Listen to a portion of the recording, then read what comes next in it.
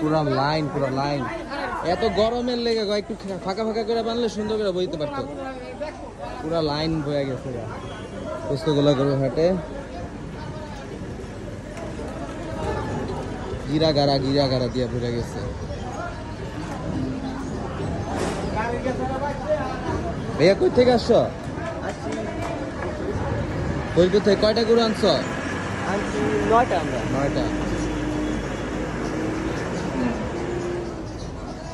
পুরা গিরা গাড়া গরু দিয়ে ভরে গেছে, সুন্দর সব বাজেট ফ্রেন্ডলি গরু।